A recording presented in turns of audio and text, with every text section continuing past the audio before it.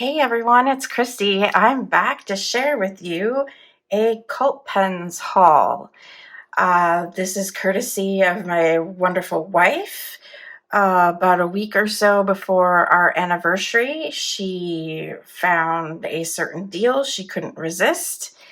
For me, well, actually, she wanted it too, but since she has the anniversary edition Vanishing Point arriving later this month, she got it for me. And we also discovered that not just the Diamine inks were a good deal getting them from Cult Pens. And since we were getting a pen and getting free shipping, she threw in some inks. I didn't know which inks she was getting, so it was a bit of a surprise for me. It did miss our 21st wedding anniversary by a few days, especially due to the holiday here in the US, but they arrived Tuesday, the 10th, and I am super excited to share with you what all entered our household this week. So, this is the big thing, as you can tell, and I've already kind of opened and looked at it, but I put it all back how it arrives. I've been having some high pain days, so I opened it up in bed the day that it arrived. And anyway, I put it all back together, except I did not rewrap it because you could see the brand through the tissue paper. So, ready for the big reveal? Ta-da! It's my very first Pelikan. This household for higher level fountain pens has been dominated by Pilot. I have a Pilot Falcon and a Pilot Decimo. My wife has now, it will be 3 Vanishing Points, one in the 90s version, one in the newer version, and then now this special edition anniversary one that she pre-ordered. And that's well, and then we each have a narwhal, but they're just like the $60 narwhals, so not like our highest level pens. This will be my highest level pen to date. And as I said, it's my very first Pelikan.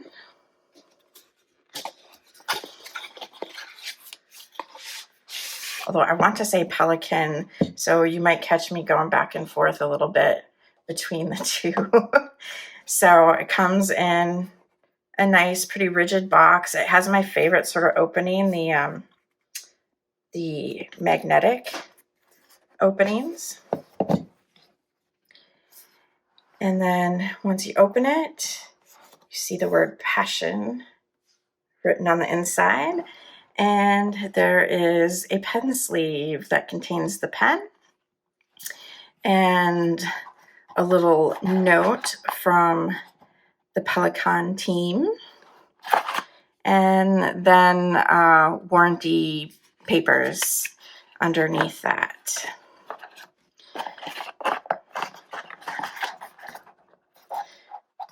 I can't seem to get it to sit in there well this time. There we go.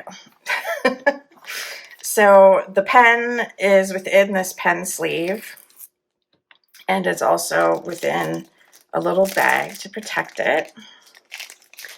So, ta-da, it is the Pelikan M400 White Tortoise, and it's a piston filler. You can I had problems with this when I first opened it too. You can see the piston move up and down there if you look closely, kind of a dark spot moving back and forth there.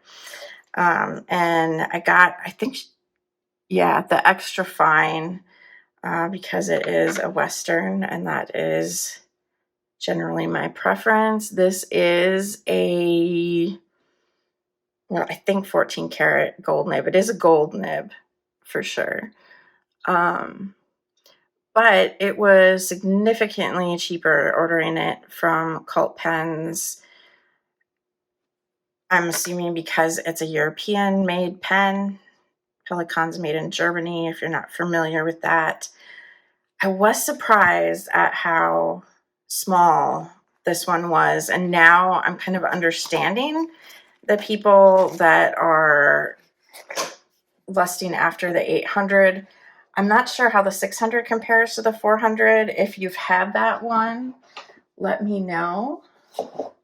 And I think I'm going to lay this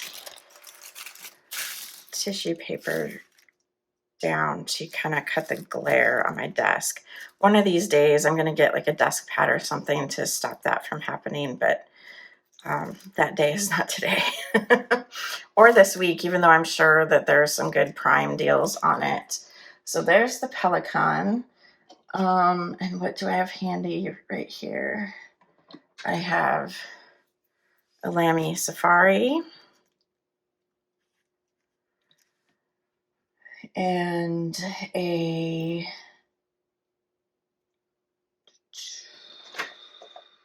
TWSBI Eco.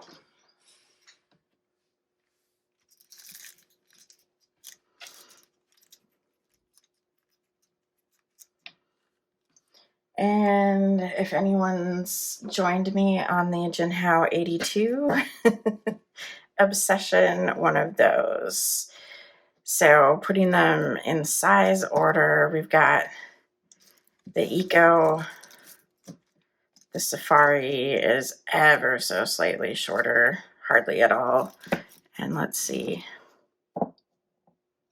And the Pelican is ever so slightly larger than the Jinhao 82. So there we go. For size comparison, I'm guessing everyone has a TWSBI or a Safari in their collection that they can kind of relate to. Those are two of the more popular beginner-friendly pens. So that said, even though it's smaller than I thought it was, I'm not disappointed because I really am loving the Jinhao 82s. And in general, I tend towards the smaller pens. My very first vintage fountain pen was a short ring top. It doesn't work at the moment. It needs some more refurbished work, but I am okay with a thinner and a smaller pen. And you can even see, like, it's comfortable for me without posting it. Some may need to post it. I do feel like with the Jinhao 82, I do feel a little more comfortable with it posted. I guess I should try that here.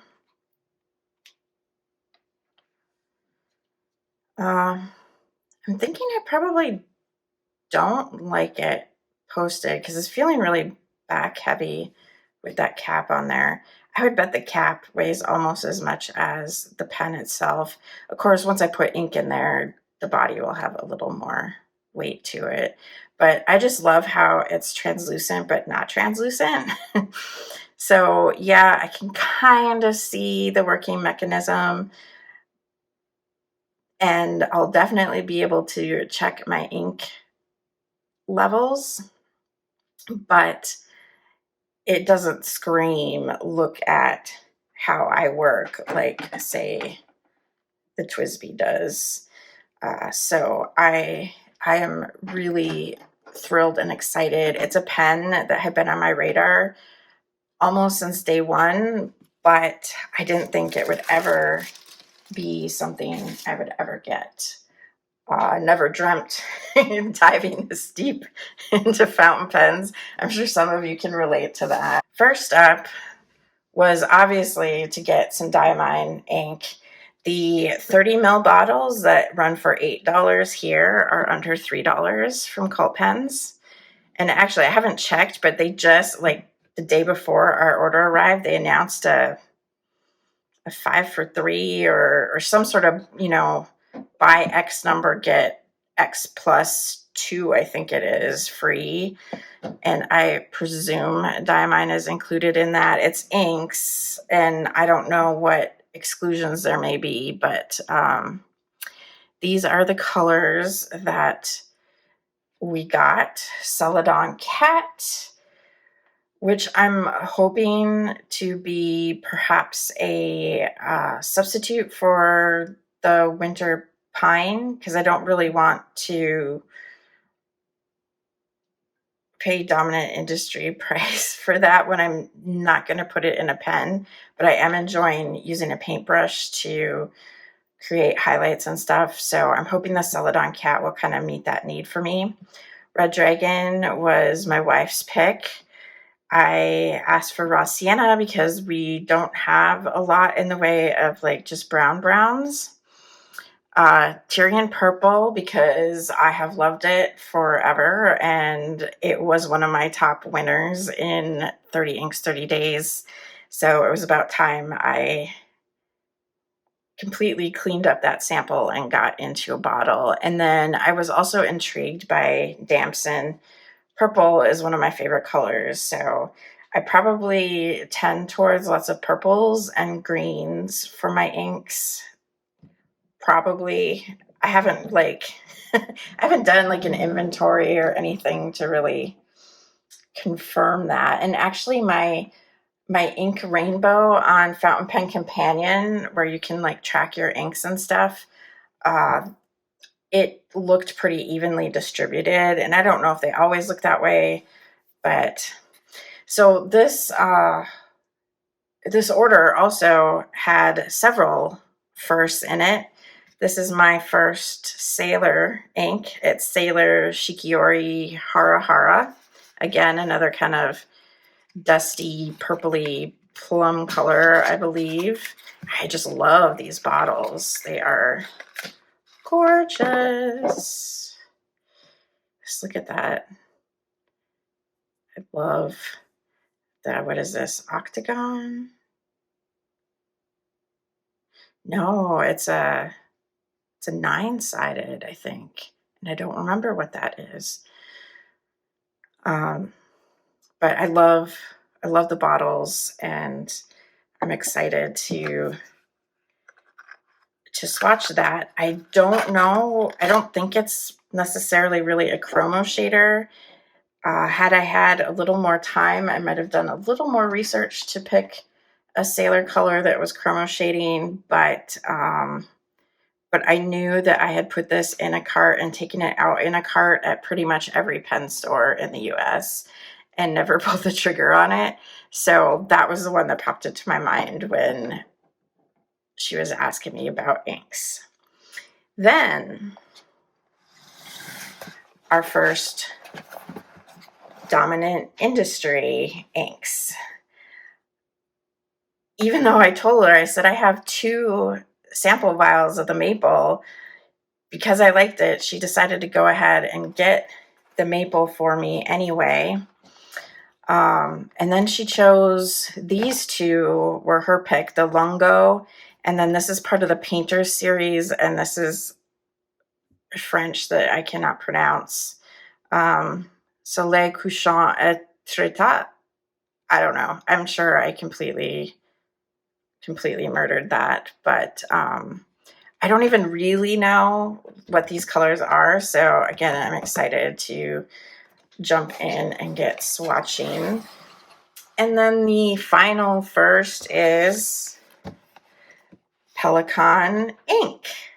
We did not have any Pelikan ink in our collection either.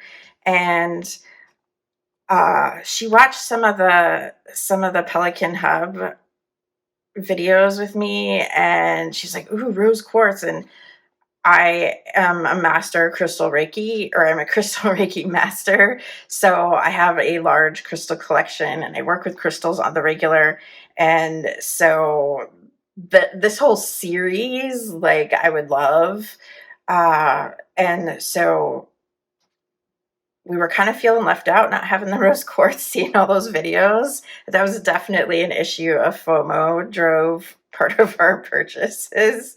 So she got the rose quartz, and then I said something about hearing that the olivine looks really good in the Pelikan. So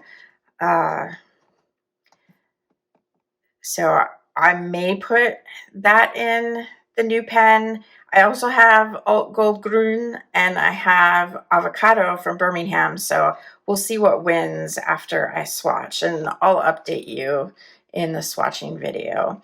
But I just wanted to share with you all these fun new things that just arrived. And I will be back at some other point with the swatching. I still have my lessons learned from the 30 Inks 30 Days that I would like to share with you. And there's some other things that I've filmed and haven't edited yet. So no promises when that swatching video is going to appear in your subscription feed. But if you want to see them in the future, please be sure to hit the subscribe button, hit the thumbs up, share the video with your pen-loving friends and family. It really means a lot to me. And until I see you again, please be safe and be well. Aho, and so it is. Bye.